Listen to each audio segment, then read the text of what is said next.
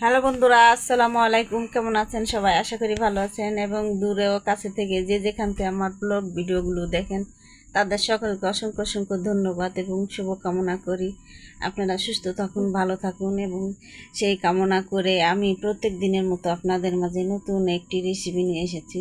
এটা হচ্ছে ছোটো মাছ কী করে রান্না করবো সেটাই আপনাদেরকে আজকে দেখাবো।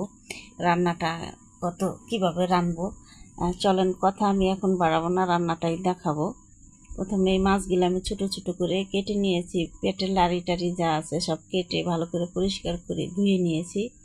যেভাবে ঝাঁকাতে করে ধুলে ভালো হয়, ছোটো মাছ যেহেতু। তারপর কিছুটা পেঁয়াজ কুচি কেটে নিয়েছি আর কাঁচামরিচ কুচি সাথে দিয়েছি। কাটা হয়ে গেছে। এখন আমি এখানে সব রকম মশলা যেটা প্রয়োজন পড়বে সেটাই দেব। হলুদ দেব কিছু। হলুদ দেওয়া হয়ে গেলে এখন আমি এই ধনিয়া, আদা রসুন জিরে একসাথে বাটা আছে সেটাই আমি এখন দিয়ে দেবো পরিমাণ মতো। দেওয়া হয়ে গেছে। এখন একটু ধনিয়ার গুঁড়া দেব, তেজপাতা দেব, আর অবশেষে আমি একটু মাখিয়ে লবণ দেব। লবণটা দেওয়া হয়ে গেলে এখন এই মশলাটাই আমি একটু মাখিয়ে তেল দিয়ে দেব। তেলটা দেওয়া হয়ে গেছে। এখন হাতে একটু মাখাবো, তারপরে তেল দেবো। এখনই তেল দেবো না, যাতে মশলাটা পেঁয়াজের সাথে খুব ভালোভাবে মিশে, তার জন্য মাখিয়ে নিলাম। এখন একটু সামান্য অল্প তেল দেবো, বেশি তেল দেব না।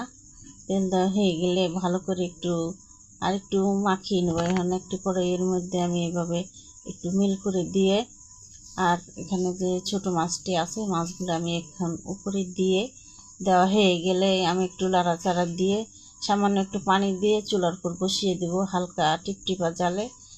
এই রান্নাটা হবে। আমার রান্না হয়ে গেছে। তার মধ্যে আমি একটু সামান্য ধনিয়া পাতা দিয়ে দিয়েছি। ধনিয়া পাতা দিলে টেস্টটা অন্যরকমই স্বাদ হয়। এই যে দেওয়া হয়ে গেছে। এখন রান্নাটা আমার শেষ হয়ে গেছে। এখন নামিয়ে নেব।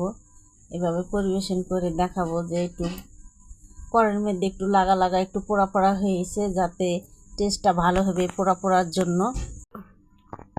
আমি আজকের মতো এখানে ভিডিওটি শেষ করে দেব। আগামীকালকে নতুন আরেকটি ভিডিও নিয়ে আপনাদের মাঝে আসবো। আল্লাহ হাফেজ।